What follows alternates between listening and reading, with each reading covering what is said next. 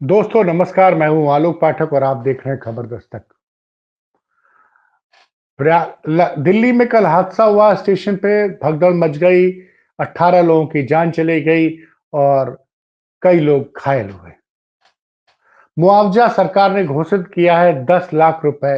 हर मृतक के परिजन को 10 लाख रुपए का मुआवजा देने की घोषणा की गई और इसमें से ज्यादातर लोग प्रयागराज महाकुंभ में स्नान करना जा रहे थे। लेकिन एक चौंकाने वाली चीज जो मेरे मेरे मुझे नजर आई है वो ये है कि संगम में जब भगदड़ मचती है 28 तारीख की रात और 29 तारीख की सुबह, इस हादसे में 30 लोगों की जान जाती है। उसमें मृतकों के लिए उत्तर प्रदेश सरकार 30 लाख रुपए का मुआवजा की घोषणा करती है। एक ही देश में जहां डबल इंजन की सरकार है उत्तर प्रदेश में और केंद्र में भी मोदी जी की सरकार है, हादसे में एक ही भगदड़ जैसे हादसों में मुआवजों की रकम में इतना अंतर क्यों? कुंभ में जिनकी जान गई उनके परिजनों को 30 लाख और स्टेशन पे जो हादसे में जान गई उनके परिजनों को सिर्फ 10 लाख। इतना अंतर क्यों है भाई? एक चौंकाने वाली बात और भी है कि दिल्ली में हादसा होता है, 18 लोगों की जान जाती, कई लोग घायल हैं। उनका दिल्ली के लोक नारायण जयप्रकाश हॉस्पिटल में इलाज हो रहा है। लेकिन मोदी जी से के आवास से उनके अस्पताल की दूरी 10 किलोमीटर भी नहीं है और अभी तक प्रधानमंत्री मोदी घायलों से मिलने तक नहीं गए। मुझे प्रधानमंत्री मोदी से ये उम्मीद नहीं थी। मुझे लगा कि मोदी जरूर हादसे में घायल हुए लोगों से मिलने जाएंगे। दोनों जो की घटनाएं हो, चाहे प्रयागराज की हो, चाहे वो नई दिल्ली रेलवे स्टेशन, ये हादसा है। लेकिन इससे बड़ा सच ये है कि इसमें कहीं ना कहीं बहुत बड़ी प्रशासनिक चूक हुई है और प्रशासनिक चूक की वजह से ही इतने लोगों की जाने गई हैं।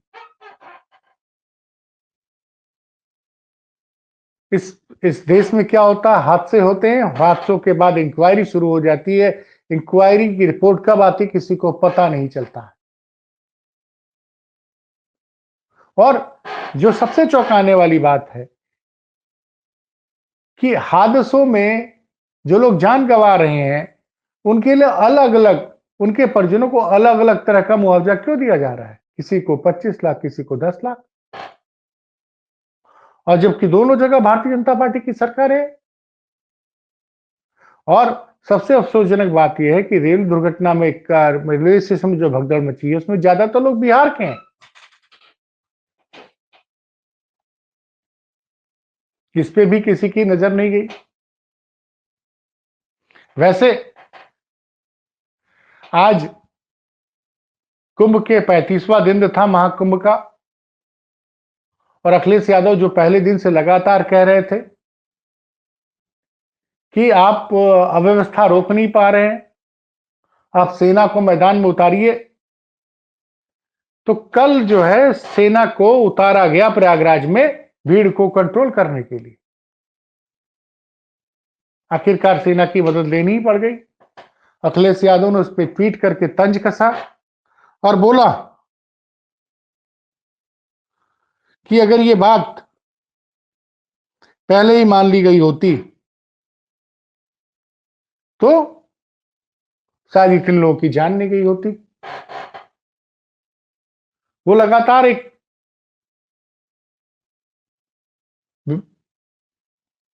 विपक्ष के, एक मजबूत सशक्त विपक्ष की भूमिका निभा रहे हैं।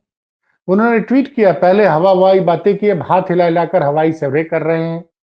ऐसा लग रहा है जैसे कि किसी से हवा में हाथ मिलाने का मुकाबला चल रहा है। सवाल यह है कि हवा में कौन है जिससे अभिवादन का आदान प्रदान हो रहा है? महाकुंभ में आज सेना को उतारना ही पड़ा। अगर ये फैसला पहले ही कर लिया होता तो सैकड़े श्रद्धालुओं की जान बचाई जा सकती थी।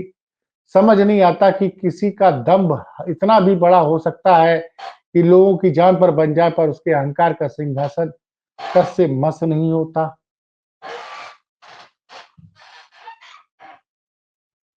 क्योंकि आज योगी आदित्यनाथ ने ये तस्वीरें लग गई हैं हेलीकॉप्टर से कुंभ मेला क्षेत्र का दौरा किया, और दौरे के बाद योगी आदित्यनाथ ने भी एक ट्वीट किया, और वो ट्वीट चर्चा का विषय है। जो ट्वीट किया उस पर एक पत्रकार ने तंज भी कसा है, लेकिन मैं बताता हूं कि उन्होंने क्या कहा। उन्होंने लिखा, प्रिय श्रद्धालु जन, ये ट्वीट लग चुका है योगी आदित्यनाथ जी का। प्रिय श्रद्धालु जन, महाकुंभ आस्था का महापर्व है जिसमें पूरे देश और दुनिया के लोग भाग लेने के लिए उत्साहित हैं। ऐसे में आप सभी का सकारात्मक सहयोग इस आयोजन की सफलता को कोई गुना बढ़ा सकता है। सभी श्रद्धालुओं से अनुरोध है कि वे अपनी वाहनों को सड़क पर न खड़ा करें, बल्कि निर्धारित पार्किंग स्थल का उपयोग करें, जिससे सभी को पवित्र त्रिवेणी में आस्था की डुबकी लगाने का सुगम अवसर मिल सके। हर हर गंगे। अब उन्होंने ये ट्वीट किया तो पत्रकार साथी अभिषेक उपाध्याय ने जो ट्वीट किया उसको आपको पढ़ना चाहिए। उन्होंने लिखा, सीएम को लोगों से पार्किंग की अपील करनी पड़ रही है। क्या अब सीएम को एहसास हो गया है कि उनकी चुनी हुई नौकरशाही ने महाकुंभ की पूरी व्यवस्था को की दुर्गति कर दी है।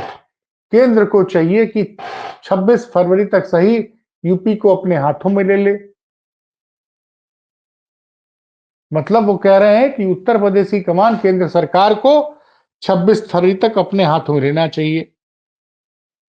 दूसरा, एक इस महाकुंभ में जो भीड़ आ रही है, जिसकी वजह से प्रयागराज में हादसा हुआ, भगदड़ मची, और कल नई दिल्ली रेलवे स्टेशन पे भगदड़ मची।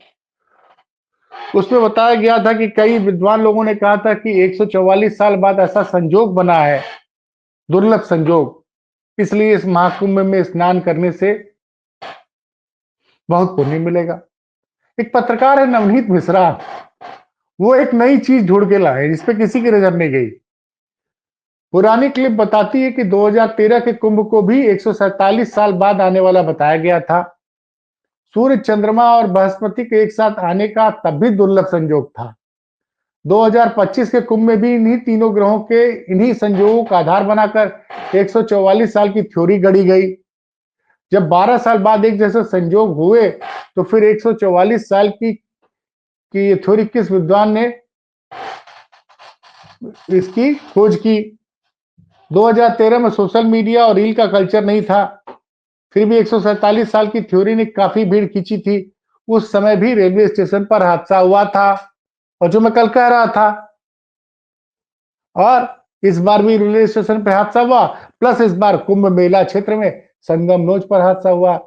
कहने का अर्थ है कि कुंभ और अर्धकुंभ का महत्व इतना है कि हर 6 और बाबलिक 12 साल में आस्थावान भीड़ ही अपरंपार भीड़ उमड़ती है, जिससे संभालना मुश्किल है। ऐसे में टूरिस्टों को भी अनावश्यक दावे करके बुलाने का औचित्य नहीं। यही 2013 और 2025 के कुंभ के आने वाले कुंभ के लिए सबक है। अब देखिए, आपने प्रचारित किया, जबरदस्त रूप से आपने प्रचारित किया कि 144 साल वाला दुर्लभ सहयोग ये आपकी स्क्रीन पर लग चुका है, नवनीत मिश्रा का ट्वीट। तो ये कहीं ना कहीं ये भ्रम फैलाया गया, और इसीलिए लोग जो है बड़ी संख्या में प्रयागराज अभी भी पहुंच रहे हैं, जिस वजह से अब उतना का इंफ्रास्ट्रक्चर तो है नहीं कि एक साथ इतने लोग आ जाएंगे तो क्या होगा, वही हो रहा है। बताइए, 2013 में कुंभ में जब भीड़ बहुत थी, प्रयागराज स्टेशन पर प्लेटफॉर्म बदलने की घोषणा होती है, और दुर्घटना हो जाती है, भगदड़ मच जाती है।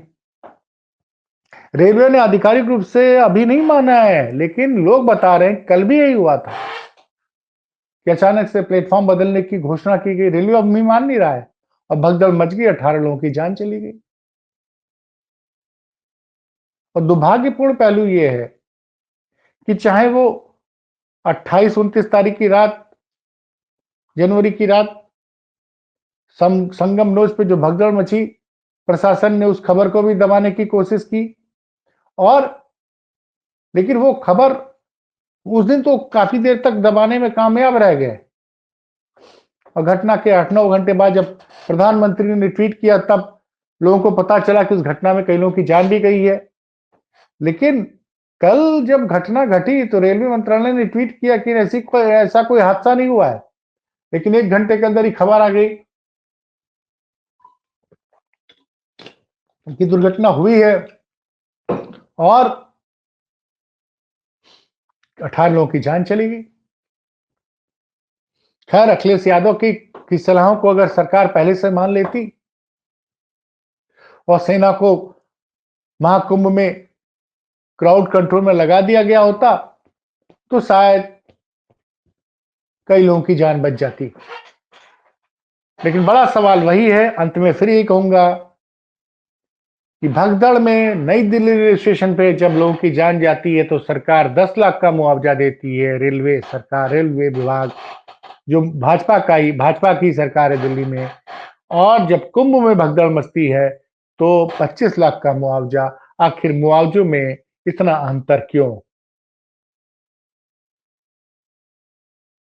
आप मैं मुझे इस पे आपकी राय का इंतजार है। अपनी राय दीजिए कमेंट बॉक्स में। धन्यवाद।